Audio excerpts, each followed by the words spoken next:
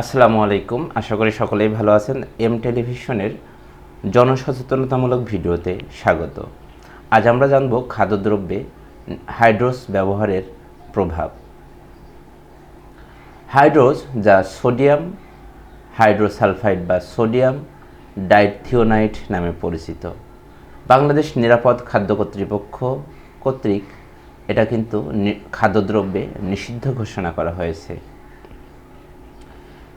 এটি একটি রাসায়নিক যৌগ যা বিভিন্ন শিল্প প্রক্রিয়ায়, বিশেষ করে টেক্সটাইল, কাগজ ও রাসায়নিক শিল্পের হ্রাসকারী এজেন্ট হিসেবে ব্যবহার করা হয়।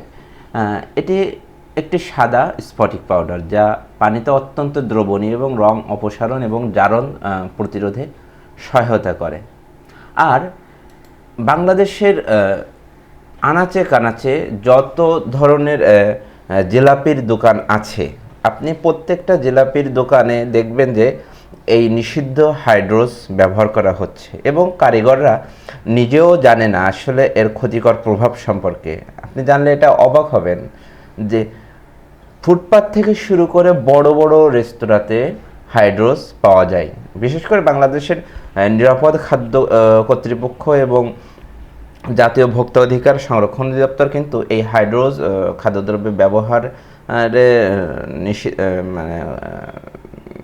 নির্মূল করতে অনেক প্রচেষ্টা চালাচ্ছে।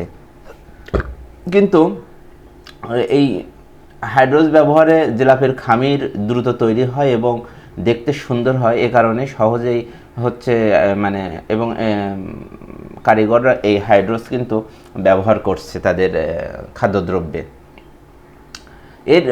এটার ফলে কিন্তু গর্ভবতী নারী সহ আমাদের কিডনির সমস্যা হতে পারে, আমাদের হার্টের সমস্যা হতে পারে। তো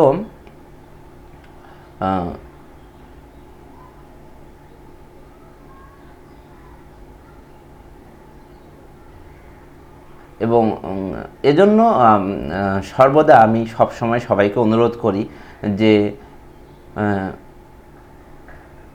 খাদ্যদ্রব্যে যেন এই হাইড্রোসটা না মেশানো হয়। তো আবার আরও এই হাইড্রোস কিন্তু বর্তমান সময়ে, এখন যে শীতকাল, এই শীতে কিন্তু আরও একটু ব্যবহার অন্য কিছুতে ব্যবহার হচ্ছে, যেমন খেজুরের গুড় বা আখের গুড় এটা সাদা করার জন্য কিন্তু এই হাইড্রোসটা ব্যবহার করছে। আসলে হাইড্রোস কিন্তু এক ধরনের উচ্চ পরিষ্কারক, খুব পরিষ্কার ক্ষমতা এটার বেশি। এ কারণে টেক্সটাইল বা বিভিন্ন শিল্প কারখানায় এটার ব্যবহার করা হয়। কিন্তু আমাদের বিভিন্ন কারিগর বা এটা না জেনেই ব্যবহার করছে।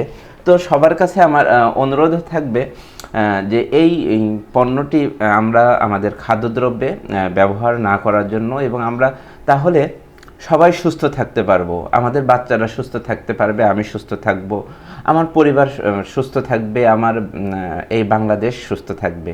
তো আমাদের সকলের সুস্থ এবং নিরাপদ জীবন কামনায় আমি সকল ব্যবসায়ীদের কাছে অনুরোধ করব, আপনাদের খাদ্যপণ্যে এই হাইড্রোজের ব্যবহারটি বাদ দিন।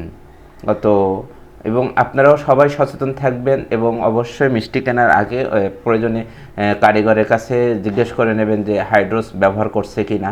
যদি করে থাকে তাহলে সেটা কেনা থেকে বিরত থাকাই ভালো হবে।